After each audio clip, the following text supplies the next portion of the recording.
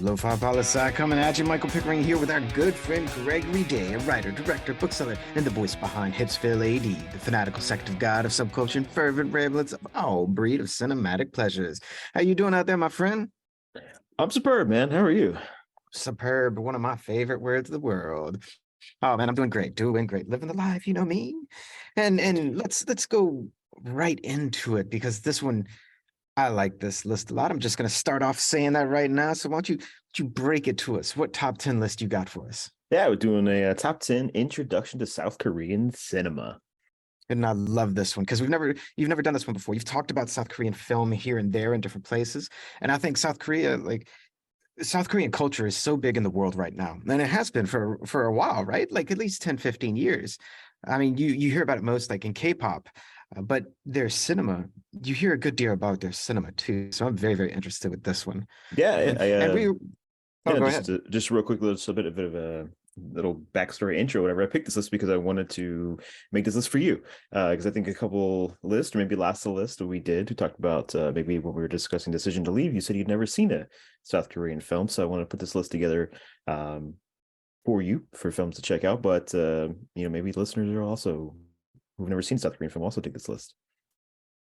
Oh yeah, yeah. I can't wait. And to clue listeners in, we're gonna start doing what we just kind of flowed into doing last time, but we're also gonna do kind of like a buy or sell. Like Gregory Day made a list and he has to sell me on each of these movies. So he completely comes up with his own genre of films he wants to do. Then he comes up with his own top 10 list, and then he sends me the 10 trailers, and all I get is to watch the 10 trailers and then to listen to him talk about it. And from that, I have to buy or sell if I will watch the movie. So we're gonna see. Last time you were 10 for 10. So I'm curious how you're gonna do for this one. But you did Yeah, make this one with me in mind. So you might do all right. All right. I hope so. All right, well, let's kick it into number 10. What you got coming in at number 10? First Yeah, off. yeah. Number 10 is a film from last year. A great movie that affected me profoundly. It's called Broker. And this is a story of a young woman who wants to give up her baby because she cannot afford it, or maybe doesn't want to be a mother. And she hooks up with these two guys who basically sell babies to people who can't legally buy children, or legally adopt children, I should say. And so it's this film about these three people kind of going around from town to town trying to sell this baby. And as they travel, they begin to really grow on each other. And if they can only get past their own hangups and past their own faults, and love one another, they can maybe become a family for this baby. And so it's a great found family kind of film. But this is a film directed by a world-renowned Japanese filmmaker, but you would never be able to tell that by the film. It just has such a Korean flavor, the way that the characters interact and the way that their humor, and you never feel like you're watching a film made by someone who isn't native to Korea.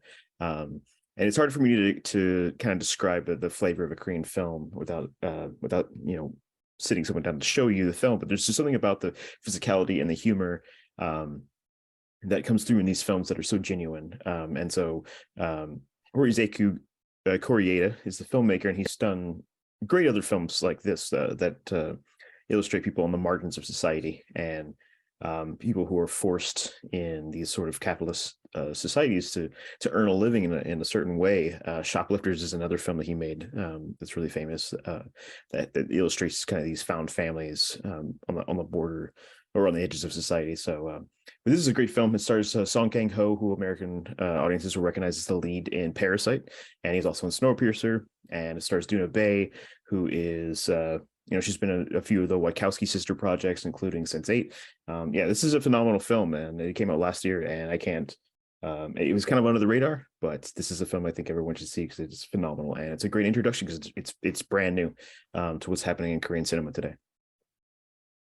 I will say this is a crazy idea of a film, but damn, it looked so good. Like I was watching, the subtitles for listeners who don't know. So the trailer was, of course, in Korean, and I don't speak Korean, so I was looking at the subtitles and looking at the actress and actress back and forth, and I was like, wait, she just called them a broker for selling babies. And I was like, oh, okay, where are we going with this? And it's like everything you said. I was like, what an interesting and compelling story to tell. Like, what a human story to tell. Because do things like this happen around the world? Of course they do. But have I ever seen a movie about it? No, I don't think I have. And in some ways, it kind of called back to, and we've talked about it before, Tokyo Godfathers a little bit, Mhm. where like two people just happen upon this child and they start to take care of it. But at this one, it's the two individuals are baby sellers, and it's just it goes from there. And I gotta tell you, Gregory Day, you got me sold on this one. You are one for one right now. I think this is a great one, and for all listeners out there, again. So this is 2022. So it's a new film, and it is a good. I think you're absolutely right. A good segue into a good introduction into South Korean cinema. If you don't want to go back to a film from an older day, which we will talk a little bit about in a few picks of yours. But why don't you Yeah, take yeah. us into number 9? Yeah, number 9. One thing about Korean media is that they love costume drama. It's a massive thing, especially in their television. But of course, they have lots of great costume drama films. And so the one I wanted to pick to represent here on this list is called Masquerade from 2012.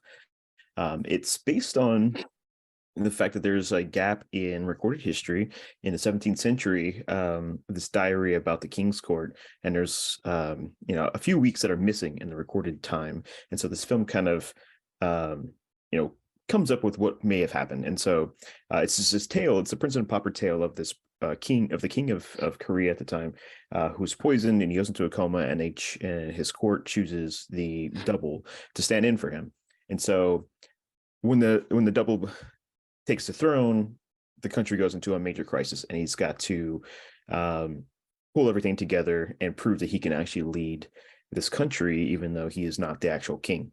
And if the king does get better, he, most likely is going to be executed for this plot.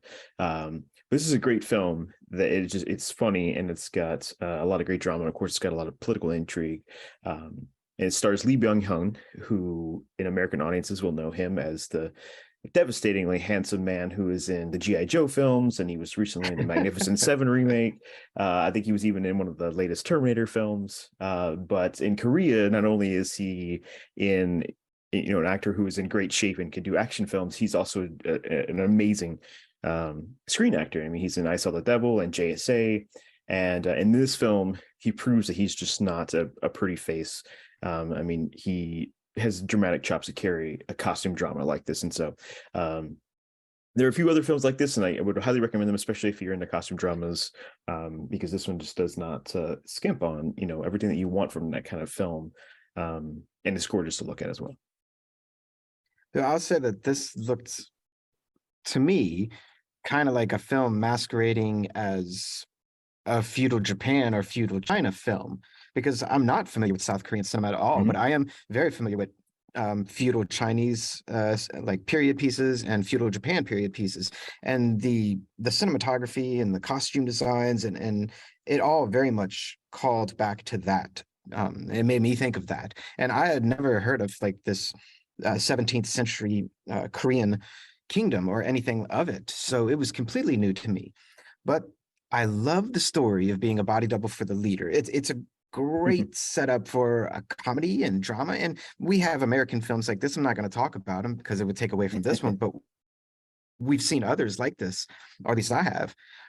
But I mean, this was really a great looking setup. And like you said, I could get the comedy from it, which I would appreciate because most period pieces, or at least that I have seen from either Japan or Chinese cinema, they're more serious. There isn't really that much comedy in it. So Mm-hmm. I would be really interested to see a period piece like this with some comedy. So you got Yeah. me sold, my brother. You are 2 for 2 right now. I mean, Yeah. this one looked good. It really did. Yeah, I don't know about comedy. I mean, Korea does release a lot of comedies, but there's something specific, like I was just mentioning about Broker, something specific to Korean drama. They use comedy in a way that sells the drama even more by making these human most of the comedic moments come from human behavior or our follies or our mistakes we make or our fresh in how we deal with those and frustrations and how we act out and things. And so it's almost like I don't know if there's a Korean equivalent to it, but like Schadenfreude, where you're laughing at someone's misfortune because you can relate to that,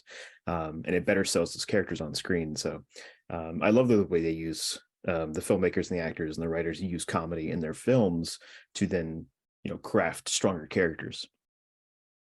Yeah, I could definitely get the sense of like, yes, this was a serious drama and the music helped portray that, but there was still some comedic levity in it. And I appreciated that because there's some further down on here that did not really seem like they had any comedic levity to them at all. And I was like, Yeah. maybe like this next one you got coming up. Yeah. Where This you next going for one. number 8? Yeah, number 8 is the worldwide phenomenon Train to Busan. Came out 2016. This is a horror film, action horror film, really, that just really took over the world. I mean, this is an international box office blockbuster of a zombie movie, but it's got a great premise of a dad who is taking his daughter from where they live in, I believe they live in Seoul, and they're taking the train to Busan to visit his ex-wife. And while they're on the way out there, the zombie apocalypse happens. It's like As it does, right? yeah, yeah. You're just trying to take a train and then Yeah, damn zombies. yeah. But it's more like a 28 days later World War Z kind of thing, where it's a widespread virus infection, and things kick off while they're on the train. And as they get station to station, things become more and more dangerous, and the government is trying to blockade everything, and then the infection of course gets on the train, and so the survivors on the train have to band together to fight off the zombies and try to survive as Busan. I'm not 100% certain about this, but I do believe Busan in this film is like where the train ends. It's the last stop because it's a coastal city, and so if they can just make it there, they can get off the train and try to survive. But it's got great action. It's got a superb cast of people, but I think what really sells the film is that it is a horror film that pulls off an emotional chord that is very difficult for horror films to do. And this is a movie that will leave you completely heartbroken and in tears during the climax of this film. It's got such a great grasp of the emotional control of this film that it overshadows in many ways the horror elements of the film. And so, yeah, this is a great film, and I think that's the reason that it resonated with audiences so much, not just because it's a Korean zombie film, because it has such a great story of a dad and his child trying to survive on this train. And yeah, I mean, this is a huge box office success, and I think it's one of those films that you could say easily is one of the reasons that Korean cinema is so popular around the world. And it even sparked a sequel, didn't it? Yeah, there is a sequel, and I believe there's also an animated sequel as well. Yeah, this is the most well-known South Korean film to me. Like this is I've known about it since it came out. You're right. Mhm. Like once it hit, like critics everywhere just kind of went on the deep end or went off the deep end and just like this is a masterpiece. And they were like, wow, like we haven't seen something like this that mixes horror with a storyline that makes you actually care and be emotionally invested. And I had never seen the trailer for this either, but damn, the trailer opens up so awesome with like, the little girl is like staring out of the window, and it's like what, like a 7-year-old girl, maybe Mhm. 8-year-old Yeah. girl, staring out the window toward the railroad pad or whatever you call it, where people board and stand, and there's an employee just standing there, and suddenly a zombie just flies off screen and grabs the employee and takes him out, and the little girl jumps, and you're like, oh my god, and like boom, it starts, and Yeah. then the zombies start coming from everywhere, and the little girl and her dad they have to survive. And for me, I think since this is the most well-known South Korean film to me, and I know it to be an excellent film, I think I've deliberately, like, actively avoided this one because I think I rather just hold it in high regard as a film than put myself through watching a scary horror film that I'm going to be like, oh my God, it's a horror film. I can't watch it. I hate this. Like, I don't want to be disappointed, right? Because, like, I'm not going to name the movie, but just the other day I was watching a scary movie, and I'm not even going to say why I was watching it, but I was watching it.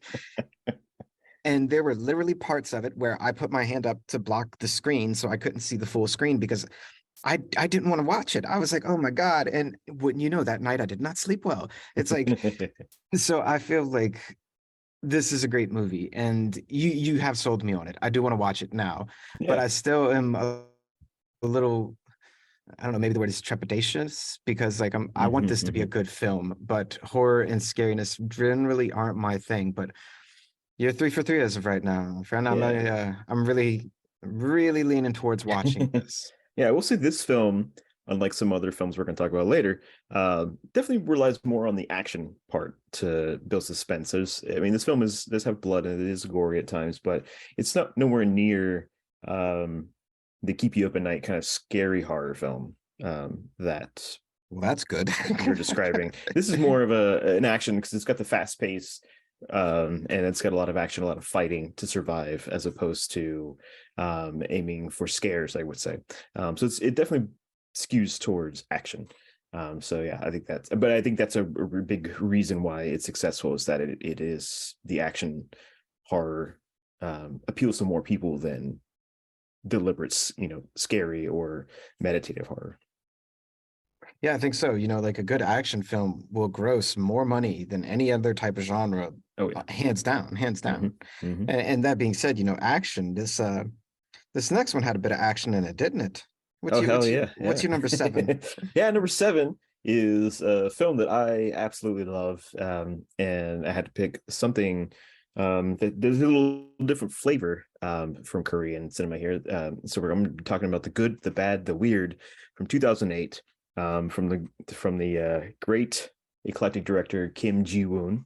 This is a remake of The Good, the Bad, and the Ugly, the 60s spaghetti western that I'm assuming everyone knows about. It's one of the films that made Clint Eastwood a star, and this film takes the plot of the original film, drops it into 1930s Manchuria, as World War II is starting to amp up.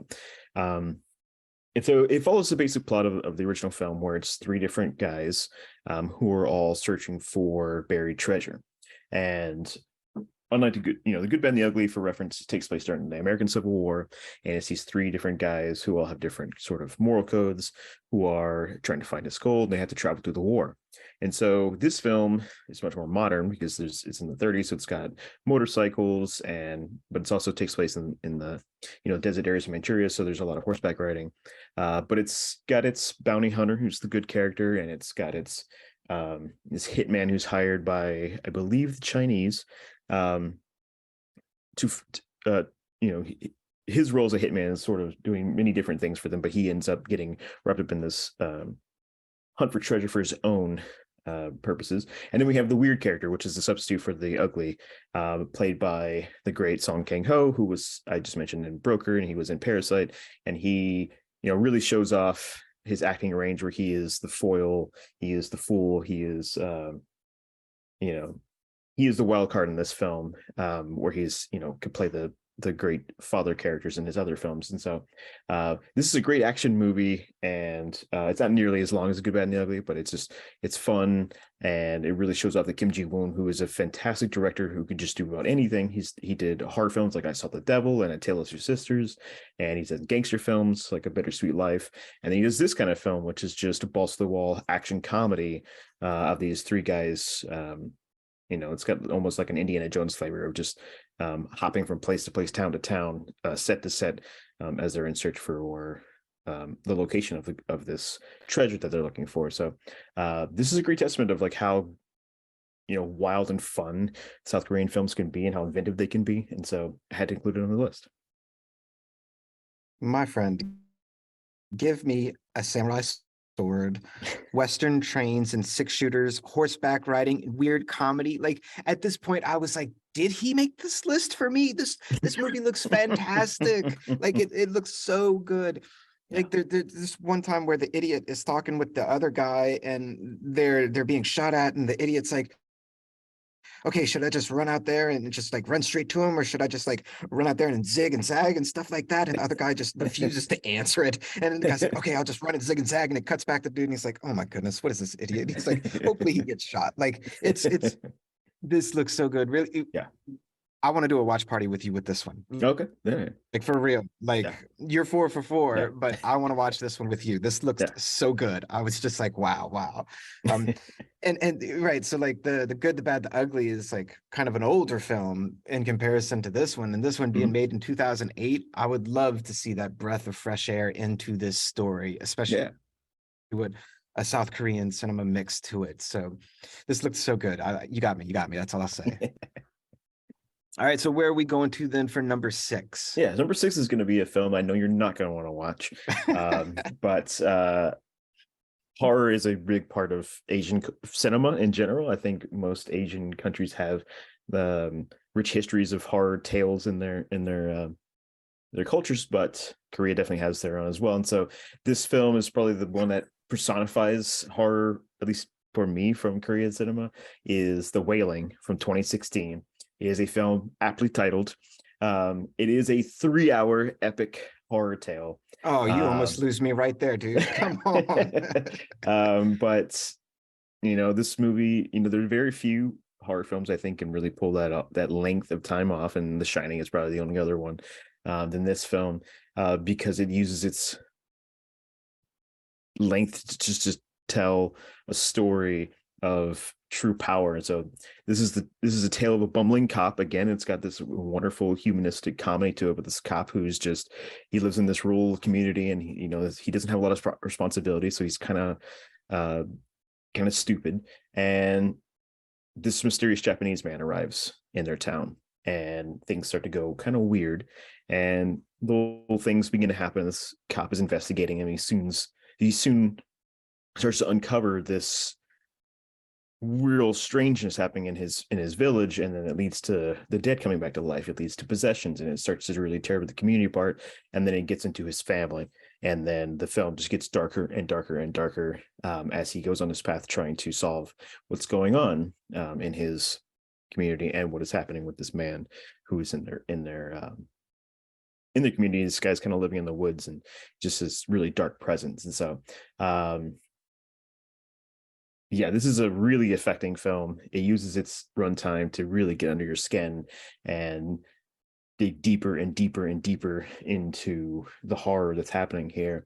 And I think in a way it does kind of harken back to using the Japanese as the villain of the story, as the Japanese did occupy Korea at a certain during World War II. And so this kind of digging up of old feelings and the past and things, kind of dredging that up into a new generation and terrorizing them with it is also part of the film. And so yeah, this is a deep, dark movie, and I think it represents Korean horror films so well that I had to put it on this list, even though I know it's the kind of film that you're going to have to watch through between your fingers. You're damn right, between my fingers, if at all. Dude, like 3 hours. Mm-hmm. Yeah, that would do more than get under my skin. Like my arms would start hurting from being up so much. Like, I don't know. And it looked like a suspense horror too, which in many ways, suspense horror, it kind of affects me even more because it's not just like body horror films like Texas Chainsaw Massacres or something like that, or like Freddy versus Jason, like Gore Fest and stuff like that. Like that stuff gets me, but like suspense horror, yes, that because that just gets to you psychologically too, right? Yeah, this is a heavy on the psychological aspect.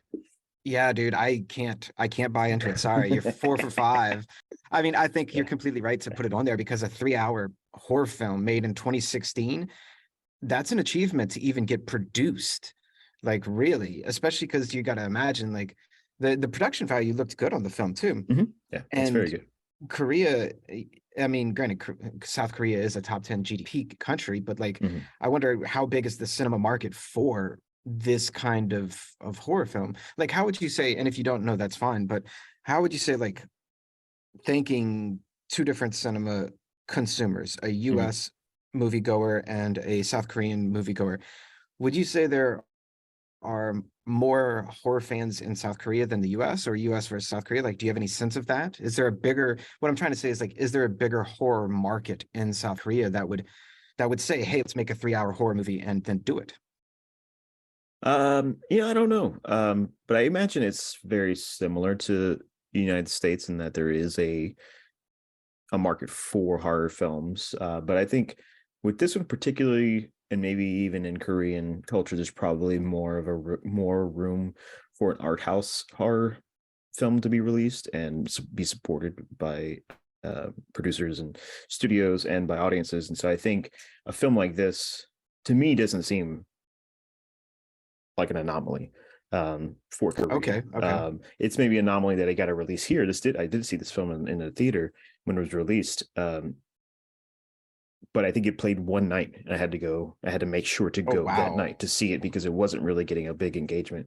I could be misremembering that, but yeah, I think I think there is something to say that the film probably got released wide and was supported and had an audience for it in South Korea versus thinking about the American attention span to going to see a 3-hour horror film.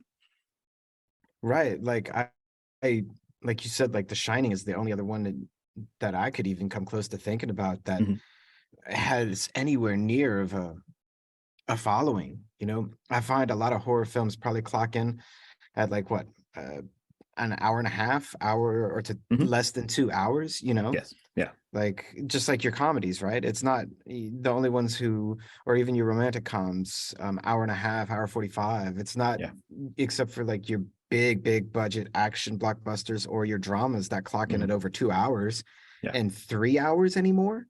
Yeah. It's a What big was that? gamble as Yeah, an like artist to make a film that if you to say I am this sure of myself that I could sustain suspense for this long, and keep an audience engaged for this long before they get tired of it. This film doesn't. I mean, this is a spectacular movie.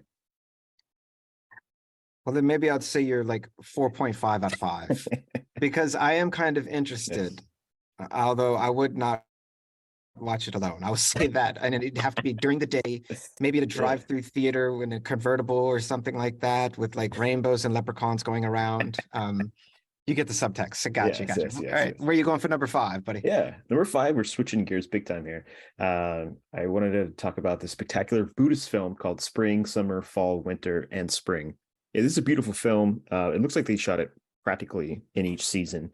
I mean, as they're in the winter, the lake is frozen, the house is stuck on the lake, and so I can't even imagine what it took to go into making this film to forge through the elements and tell this deep humanistic story.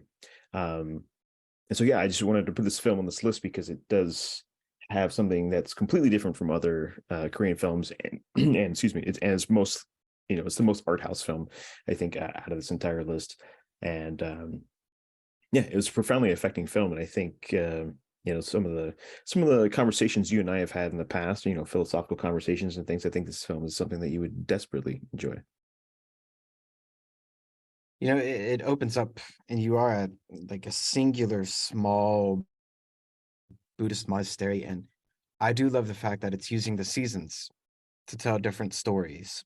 And it automatically gave me this circle of life kind of vibe. And I could tell kind of where it was going, but at the end, I was like, Gregory Day has to sell me a little more on this. This kind of looks like a boring movie. I was like, Hmm. but I did get the feel. But hearing you explain it, I would say you totally sold me on it now because it does seem like a beautiful story, but something that just takes its time to unfold, just like life does. And I think that's like kind of the whole message and the point of the movie is that sometimes life just has to unfold, and not Hmm. just sometimes, life always does unfold. Like it always moves forward. Even if you feel like you're going backwards, you're still going forward. And that takes time. And I think you're right, you know, considering past discussions and even where I am in my life now, I think I would like to sit down and give this one a watch and just not have to think about anything else except for what's on the screen and the story that this is telling. So Yeah, you got me, my friend. You got me. This one, you good to go. and I'll say also like the film has a very, I mean, it's a Buddhist fable, if you will, and so it's coming from that point of view. But watching the film, it has such a clear vision of death and the how life heads that way but comes out of it and all this, and it's profoundly affecting film, and it's only about 90 minutes, and so I think even just given the premise, if you're on the fence about watching it, I would say that it's a great movie that doesn't really ever feel boring, because you're watching these characters kind of experience different stages in life, and I think most people can relate like this. No, I like that. And again, I think I would enjoy this because it really feels like a film that you can just watch and take in. You don't have to like, you're not going to be overthrown by either like deep suspense or like with like over the what's over the top Mhm. action or anything like that. Like it's Yeah, just it's a human story and that you can experience it and just kind of fade out the rest of the world yeah. and just enjoy it. Yeah, you got me, my friend. You got me. Where are we going for number 4? All right. So, preface for the rest of this list: the rest of these films are going to be pretty dark. Yeah, yeah, that's Dark and twisted, because that is what is most alluring about South Korean cinema. It has this reputation around the world for having these very twisted stories. And it's not to say all of Korean cinema is like that, but that is what I think at least Western audiences really crave from their films. And so to start off these last number of films, we have Burning from 2018. This is a spectacular thriller of a film. It's a story of a young poor delivery driver who is infatuated with this woman he went to high school with, but she isn't really into him in the way that he isn't her, and but he kind of doggedly follows her around, and she goes off on a trip to Africa. And when she comes back, she returns with this new friend of hers who is a wealthy, well-educated Korean man who's played by Steven Yeun, who people will know in America. He's an American-born of Korean parents who immigrated here, but he was in The Walking Dead, and he was in Okja, and he's been in a lot. He was just in Nope that came out last year, and so he's playing a native Korean in this film, and things start to intrigue starts to develop between the two men, and um, the suspicion of poor people and the suspicion of rich people, and this woman's kind of stuck between them, and you're not sure what game is going on between this trio of characters. um and this is a little bit of a long one. It's about 2.5 hours, but as they're as the three characters begin to get further and further intertwined with each other, something happens in that it kind of explodes the second half of the film into an all-out thriller. I won't spoil it because I think this is a film that you have to see going cold, not knowing what happens. But this film is like dynamite once it takes off into thriller territory, and but it has this great like artistic edge to it, because the director Lee Chang-dong, who's done a lot of great humanistic dramas before this film, is really exploring how the clash of the cultures, or excuse me, the clash of the classes in this film, between the rich and the poor, and the educated and the uneducated, and how there's distrust in this society, and specifically this young country that's been participating in capitalism for a very short amount of time.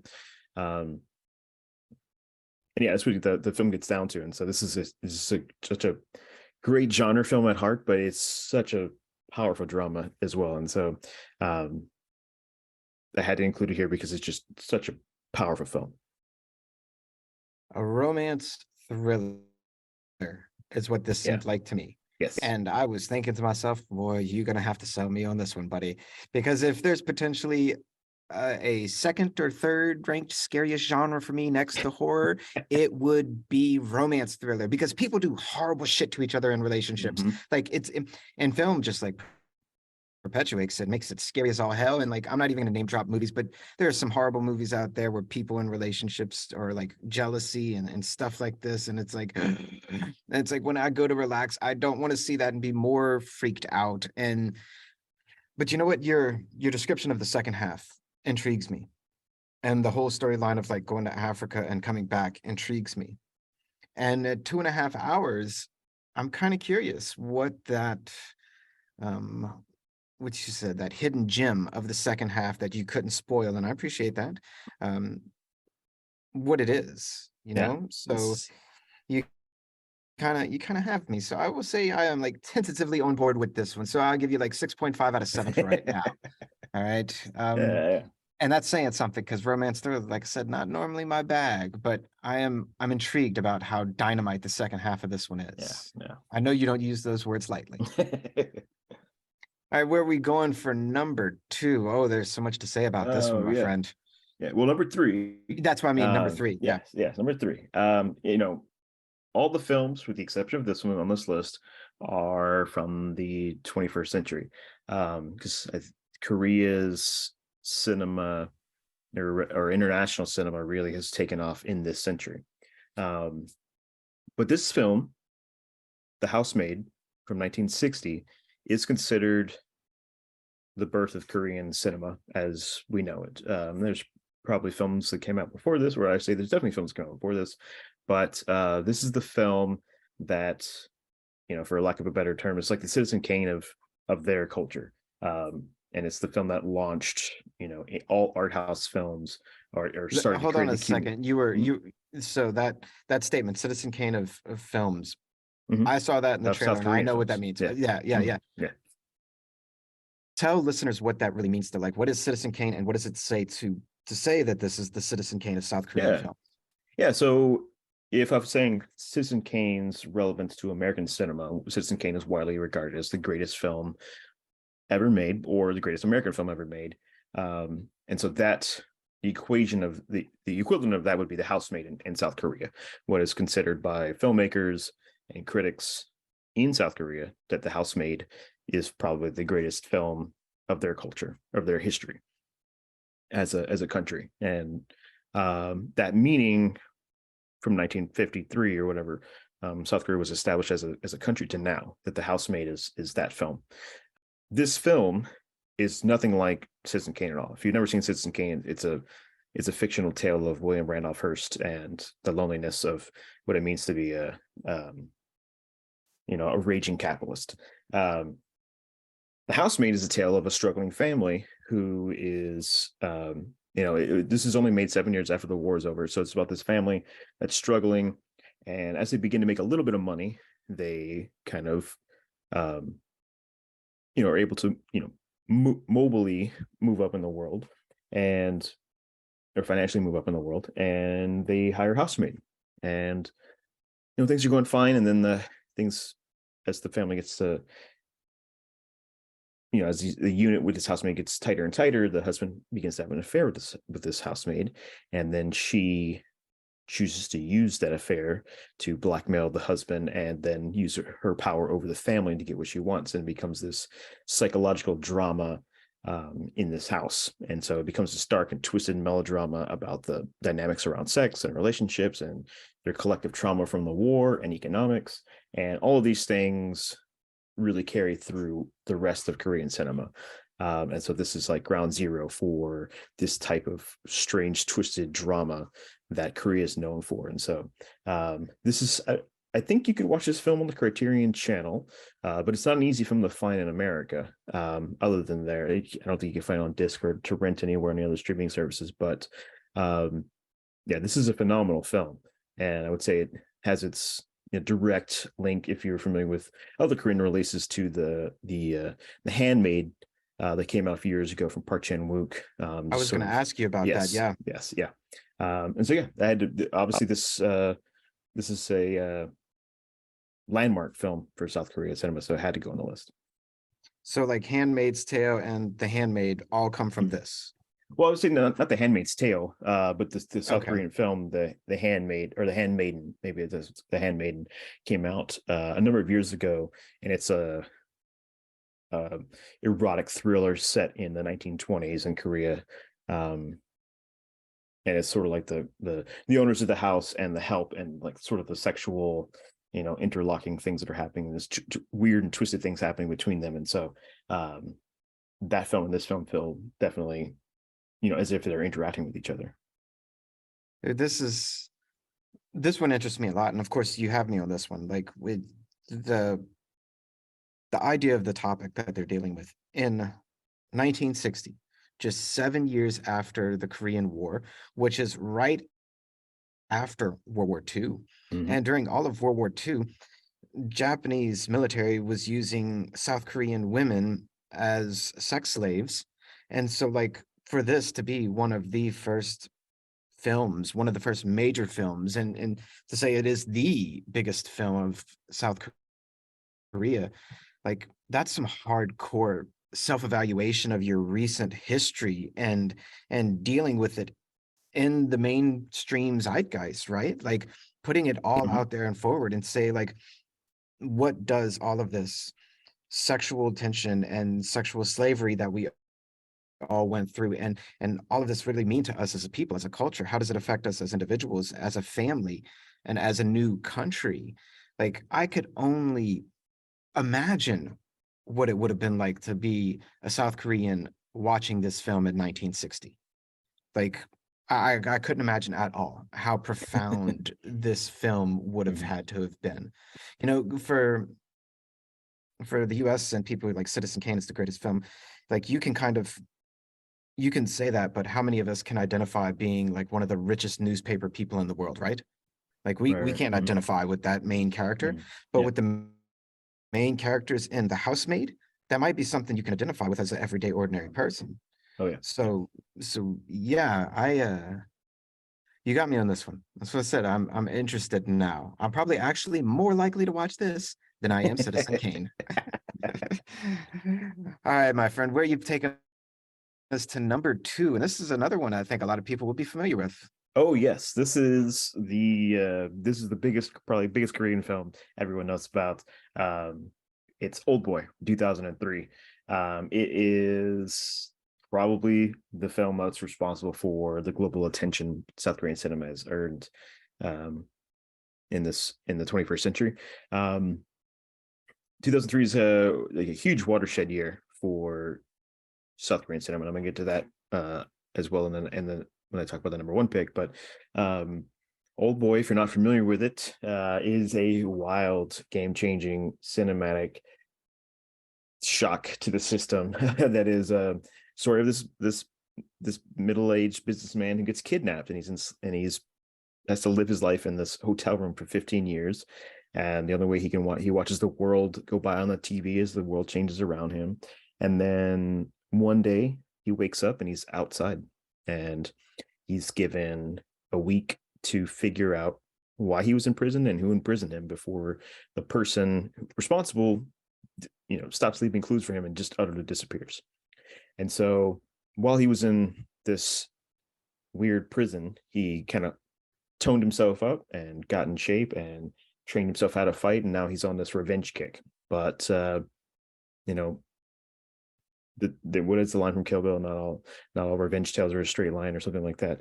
Um, Yeah. Things definitely are not as what they seem, and so while he is on revenge for being locked up and having his family taken away from him over the years from not knowing where he is, he soon learns that the person who locked him up was getting revenge on him for some very weird and twisted reasons. And so this is a film that it's very famous for its one take hallway fight, which I think has gone on to influence every action film after this, even though Old Boy is not an action film.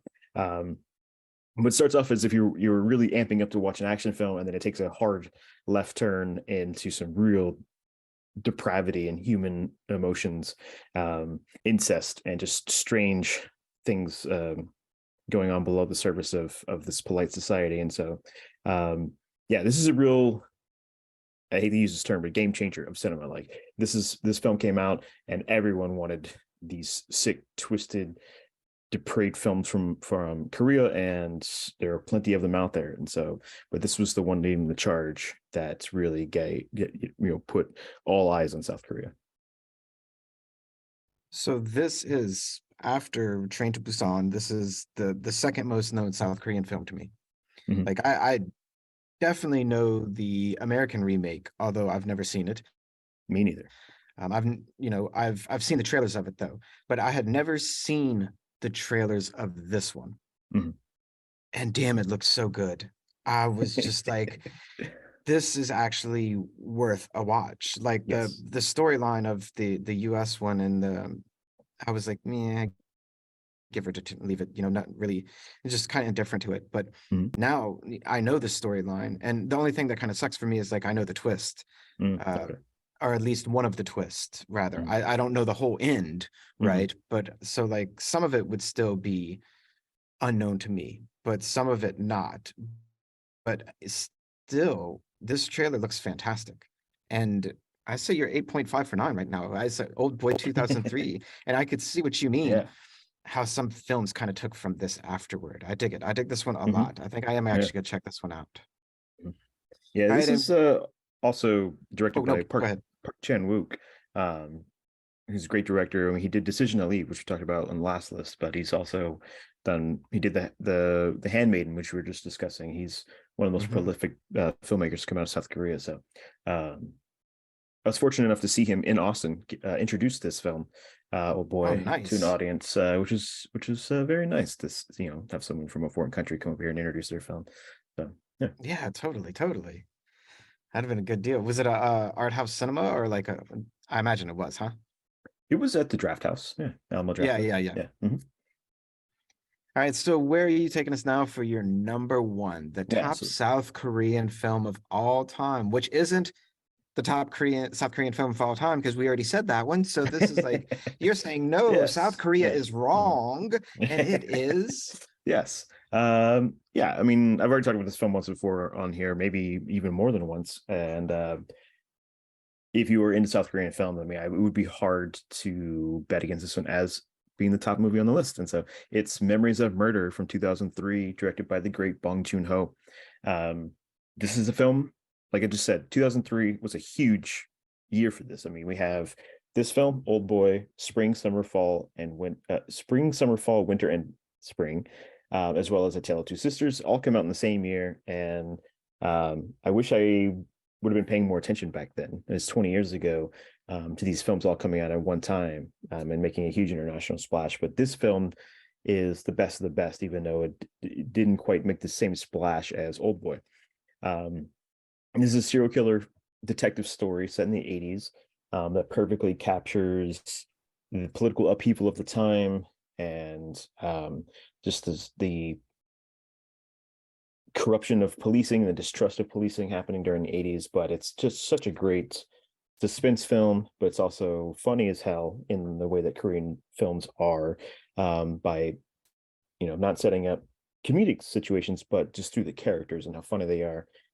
Especially with the lead, who's again played by Song Kang Ho, who's in many of the films on this list. He's a fantastic actor. And this is what really put Bong Joon-ho on the map as a filmmaker. I mean, he's a great storyteller. He directed Parasite and Snowpiercer, and many other films. But to me, this is his masterpiece. And I can't imagine a film as good as this coming out from another country. There are other great serial killer films, and many people speculate that David Fincher's Zodiac is kind of a ripoff of this film. But I think this film is much better because it has such insight into the characters, and it really leaves you guessing every moment of this investigation.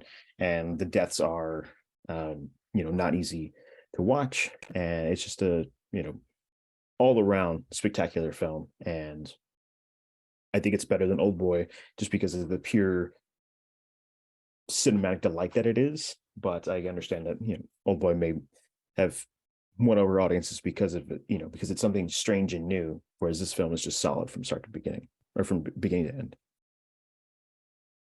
So I'll tell you, if horror is my least favorite, and then a romantic thriller is my second least favorite, my third least favorite genre or subgenre would be true crime thriller Mm, because oh goodness, I have enough trouble sleeping at night. Don't make me think the world is even worse than I already know it is. Like, oh dude, yeah. because I do comparative politics around the world. Like I constantly see Hmm. how crummy the world is. And I live in New Orleans. It's not a safe city. Like, like I'm aware of this, but then like you're gonna put me watching a movie and the music for the trailer was dynamite. I would say like it made me even more scared to watch the movie.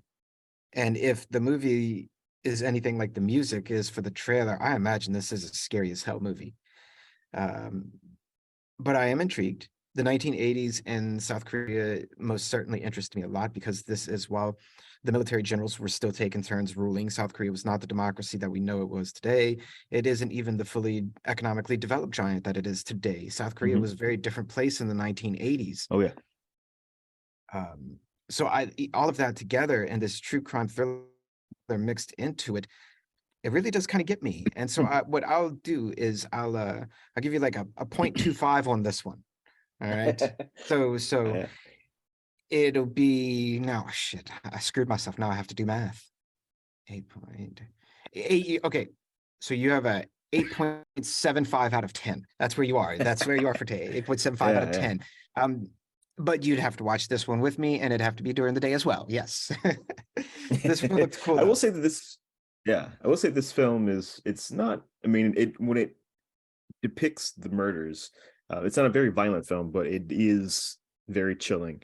But what's great about the film is following the detectives, because we have this corrupt yet idiotic rural cop, and we have this um, by the book, straight and narrow city cop who comes down to help solve these murders. And so um, most of the film is this, it's the involvement of watching the investigation. It's the character dynamics. It's this person learning that they have to become a better cop to solve this, because this is something they're not prepared for in this little bumpkin town. And it's got great atmosphere, like this, I can't imagine the story taking place anywhere else, with the tall grass and the fog and the like the little restaurants and stuff. It's such a, you just feel like you're completely in this world, and that's why it's so good. I like it. And I'll tell you partially, honestly, you wouldn't have the 0.25 on this one if it weren't from the 21st century, probably. If it was an older one, because if it would have been Yeah. like horror, scary, and Mhm. dated, like you would have lost me. You wouldn't have had me. Um, but I do appreciate like that it's a newer film. So like I just feel like in some newer films that it's a little more difficult for me to watch. If it Mhm. is newer, there's at least some connecting of dots and like pop culture and stuff that can draw me into the film as well. Or even maybe if it's just like the techniques of filming, I'm more accustomed to, and just it's not quite as jarring when something happens, because I'm more accustomed to filmmaking in this day and age. So I can be ready for it. All I can put the hand up real quick, right. and I do not feel ridiculous for saying I watch movies through my hands from time to time. All right, well, Gregory Day, that is your top 10 South Korean films. But we got some questions, a little Q&A like we always like to do. And I think you answered this one up top, but just in case you want to like reiterate something specifically, why'd you choose this Mhm. list this time? Yeah, well, I mean, I love South Korean films, and like I said up top, that you had said you never seen one, so I wanted to present them. Um, but I, I meet a lot of people who are into South Korean things, but I don't know if they have the same stomach for their cinema, in at least the films that we get here. Korean dramas, TV dramas are a big thing, but they're not like the films that we get here. Honestly, they're Oh, like, goodness, yeah. no. And so I think this is, at least from our point of view as an American audience, there's this big difference in when you can stream a drama that's maybe on Netflix versus these films that have very complex characters and sometimes very sickening subject matters to them. And so as a big fan of art house cinema and of genre cinema, I think the South Korean, the flourish of South Korean cinema that we've had in this century is just right on point, and it's some of the most exciting cinema happening in the world today. It's excellent, excellent. I love it. And I think you're right. It is, oh, I would be hard pressed to think of another film industry around the world that has such a presence in the US other than South Korean film. Like, I think for instance, like films from the UK, like we do get some UK Mhm. cinema, like without a doubt. But I don't think they're talked about as much as like an Old Boy or as a Train to Busan or something like that? Yeah. Like I think South Korean film, maybe at least to me, Mhm. the biggest foreign cinema in the US. How do you come on with that? I think you're right. I think that I wouldn't be surprised if we had an uptick in Chinese imported films, but I don't really see that happening right now. I mean, there's Yeah, I not think in the past with Hong yeah. Kong, Hmm. and with in the past with like Kung Fu, like Bruce Hmm. Lee, Jet Li, and Jackie Yeah, Chan in the past, yes, but yeah, I think now South Korean's bigger than Chinese cinema here. absolutely, yes, yeah. And so I think that would be the only thing I could see on the horizon that would replace South Korean cinema. But I don't see another country in the world producing the films that South Korea is, and it has taken hold here in America. I mean, I think I forget the actual term for it, but there is the distribution of your culture, and selling your culture to the rest of the world. I mean, we certainly did it post-war, World War II, and South Koreans are doing that now. I mean, they're exporting their culture to the world, and so um, you know, there's a huge boom in South Korean restaurants in America. There's the Oh, I K-pop, love obviously. South Korean barbecue, man. Yeah, all of it. I mean, yeah, this is we could just do top 10 lists on South Korean dishes probably. But yeah, I mean, there's that. There's the music. There's remember when Gangnam Style hit America? Like it was a huge Yeah, hit. yeah. Like I know no other country has really had a hit like that here in the States. And so for such a young country, they're really doing well at just selling their culture and their arts to the rest of the world. They most certainly are. And that being said, do you have a couple runners up you want to give us? Yeah, I think I picked two films by Park Chan-wook, who's the director of Old Boy, and The Handmaiden and Decision to Leave. And so these two films I wanted to briefly discuss is his film Lady Vengeance and his film JSA. Lady Vengeance is a great melodramatic revenge tale. It comes right after Old Boy. He did a whole trilogy of revenge movies or vengeance films that I highly recommend if you want to watch another weird and twisted revenge film. But his film JSA, it's not a film I particularly love, but I do think it's important to talk about because it's set there in the joint security area between North and South Korea. And every night the guards on both sides get together to drink and play cards. And then, excuse me, one night something bad happens and one of them gets killed in a scuffle, and now the guards on both sides are scrambling to figure out what to do before it becomes an international incident. And so Damn, yeah, that's it's a intense. yeah, it's an intense film. It's again, it's Lee Byung-hun and Song Kang-ho, these two staples of Korean movie stars in this film. And yeah, I think this is one that people should definitely see, even though I don't think it's quite as good as some of the films on this list, but it definitely, I guess, from our point of view, these are people who have to live with the threat of being the neighbor of North Korea every day of their lives, and it's not necessarily represented in a lot of the movies, or at least the films that we get imported here. And so this is definitely one of them that kind of shows that mindset and that tension they have to live with all the time. I dig it. I dig it. Yeah, that's super intense, man. I think I'd watch that. Yeah. All right, and another question for you. Mm-hmm. If you were to think about all the movie genres that are out there and the subgenres as well, and if you were to do a top 10 list of those, where would South Korea pop up on that list? Or would it not pop up on that list? Well, I don't know if I would categorize it as a genre. Um, Well, true, because it has I'm many a, different kinds of yes, genres yes, that are South Korean. yes. Okay, you're right. You're right. But I will Right. say Well, I then am a change it huge, to yes, foreign cinema. yeah. I will say like as regional cinema, So, like like, I definitely there you love to go. talk about the many different ones. And I would say yes, if I would say like my favorite regional cinemas around the world, either now or from bygone areas. Um, I would say that South Korea definitely would probably in the middle of that. Um, maybe in the top four, I would say. Yeah. Would it be above or below US cinema? I'm so interested. You don't have to answer it. um, Leave listeners in yeah, suspense. Where would yeah, Gregory Day come down? I yeah, think this would be above US cinema, but that's just yeah, me. That's just me. We'll yeah, leave it for another discussion another yeah, day. maybe, yeah. All right, one last one. You know that two-parter we always end on. Why is this list important to you, and why do you think other people should view this list as important as well? Yeah, I think we kind of started talking about this way. I just such dynamic cinema from this country. They put so much care and style and and characterization and everything in their films. And it just, you know, if I talk about anything on this when I do these top 10 lists, it's just how I don't feel that most modern films are exciting these days. There's just a lack of intensity and a lack of ingenuity and a lack of creativity, especially here in America, and but across the world right now in the 20th century. Korea is just vibrant with their cinema, and if there's anyone we can look to in the world right now who's carrying the torch of making great cinema, it's the South Koreans. And so if you've never seen a film from South Korea, I highly recommend that you check them out, and because they are just leading the world right now in creating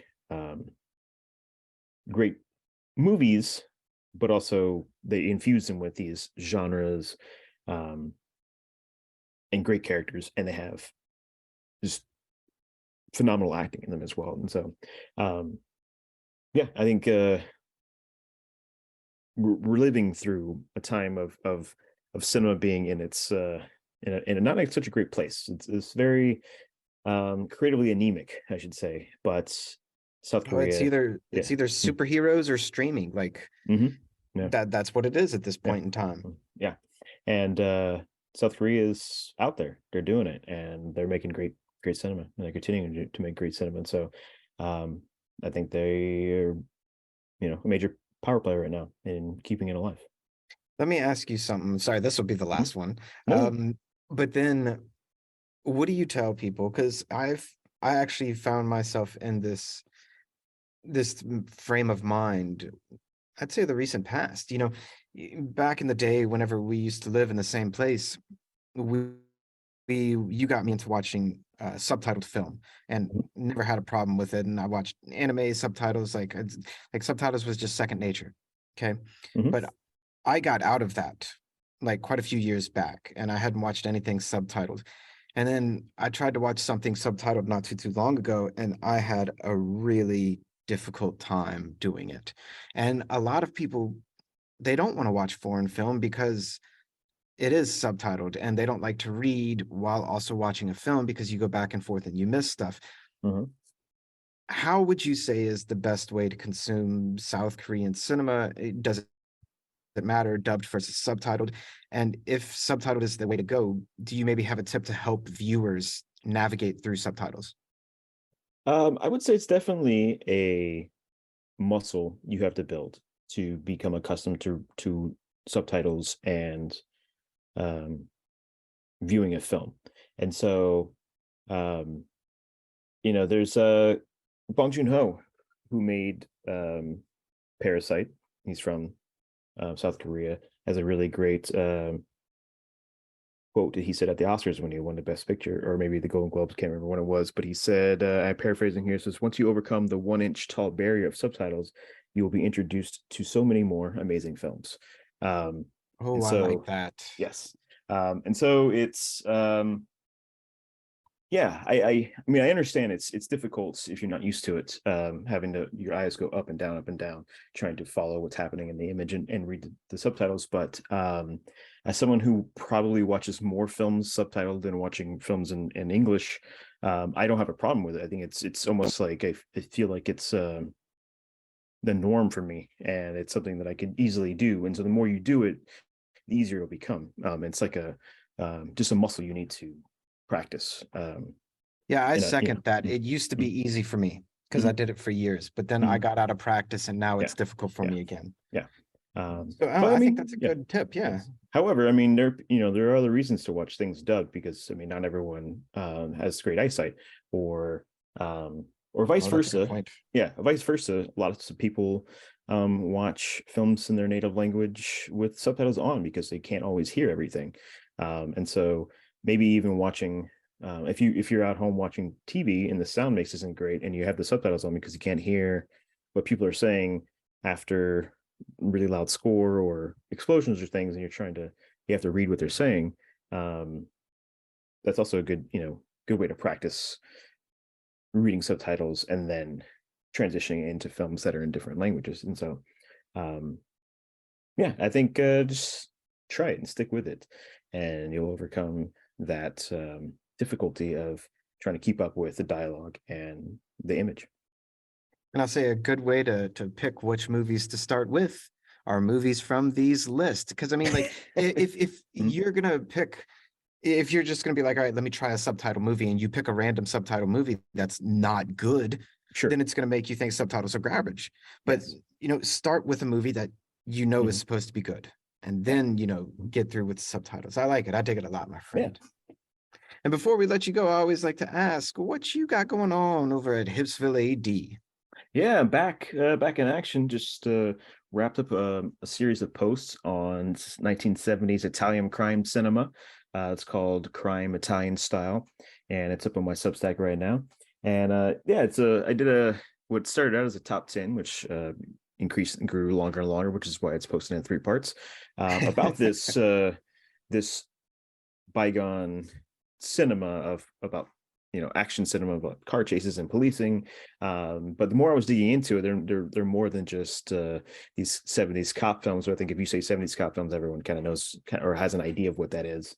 Sort of a Starsky and Hutch kind of deal with this. These are films that are dealing with the heavy political things happening in Italy at the time. Just these kidnappings and terrorism and demonstrations and widespread corruption, and just a feeling of things are falling apart at the seams all over. And so watching these films as I was writing about them, it definitely resonated with me as to how things feel today.